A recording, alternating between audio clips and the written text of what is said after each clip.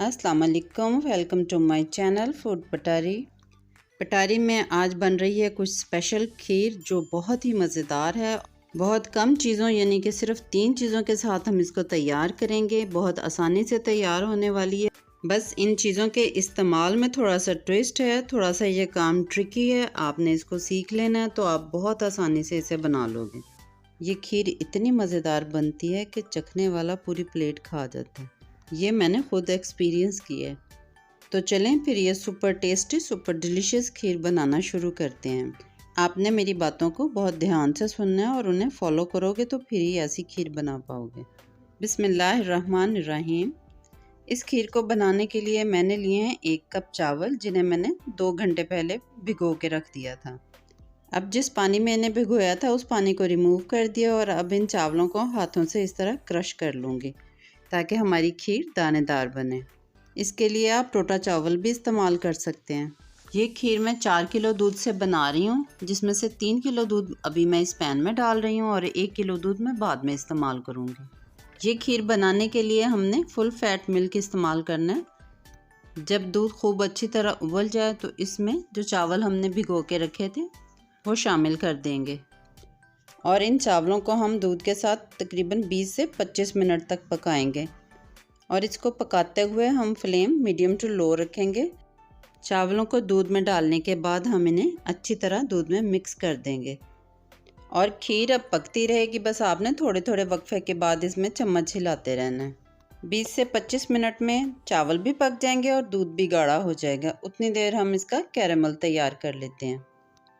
Pan में मैंने 1 cup चीनी ली है और फ्लेम को मैंने बहुत स्लो रखा है और इस स्लो फ्लेम पे हम चीनी को मेल्ट होने देंगे।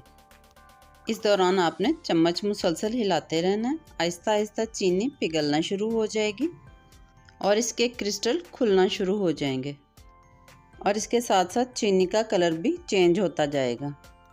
वाइट चीनी का टेस्ट और होता है और कैरमलाइज चीनी का टेस्ट और होता है। तो बस आज हम कैरमलाइज चीनी का टेस्ट लेंगे अपनी खीर में। इस पॉइंट पे आपने केयरफुल रहना है। अगर आपने खीर परफेक्ट बनानी है तो इसके लिए आपको इसका कैरेमल भी परफेक्ट बनाना होगा। चीनी पे कलर आना शुरू हो गया है और ये देखें अभी इसमें कुछ क्रिस्टल्स बाकी हैं, इन्हें भी हम स्लो फ्लेम पे इसमें मेल्ट कर लेंगे। अब इसका परफेक्ट कलर आ गया है। अब हम इसे इससे ज़्यादा नहीं पकाएंगे, बस हमें यही कलर चाहिए था और ज़्यादा पकाने से ये कड़वा हो जाएगा।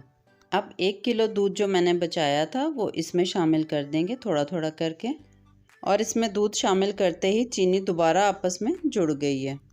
हम इसे इसी तरह पकाते रहेंगे और 2 से 3 मिनट में ये चीनी इस दूध में अच्छी तरह मिक्स हो जाएगी। चीनी को कैरामलाइज करने का ये स्टेप अगर आप केयरफुली कर गए तो आपकी खीर इंशाल्लाह बहुत मज़े की बनेगी। इस खीर को खाने के बाद आप ये ज़रूर कहेंगे कि मैंने ये खीर पहले क्यों नहीं बनाई थी। और अब आप ये देखें ये चीनी इसमें काफ़ी हद तक मिक्स हो गई है और दूध का कलर चेंज होना शुरू हो गया है।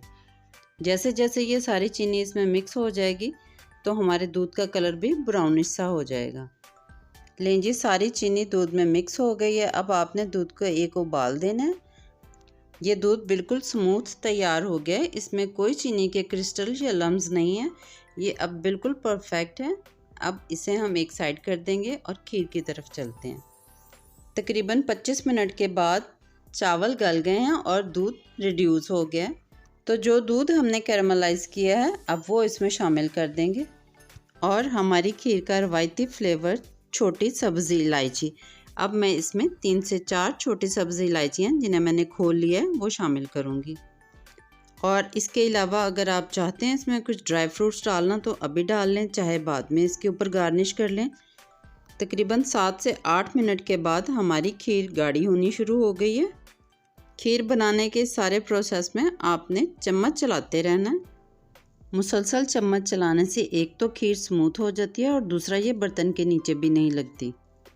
खीर अब बिल्कुल तैयार है। अब इसे हम ठंडा करके सर्व करते हैं। शानदार सी खीर तैयार है। अब आप इसे किसी भी इवेंट पे बनाएं, डिफरेंट लुक और डिफरेंट टेस्ट के साथ। खीर की रेसिपी अगर आपको पसंद आई है तो इसे लाइक ज़रूर करें और इसे शेयर भी ज़रूर करें, और जाते जाते मेरे चैनल को सब्सक्राइब भी करें। और अभी से फटाफट बनाएं, रमज़ान में बनाएं, ईद पे बनाएं, जब दिल चाहे इसे बनाएं। आप इसको बनाने के लिए तैयार रहें क्योंकि इसकी फरमाइश बार बार आती रहेगी। लग रहा है रेसिपी आपको पसंद आई है, जभी तो आप वीडियो देखते हुए यहाँ तक पहुँच गए हैं।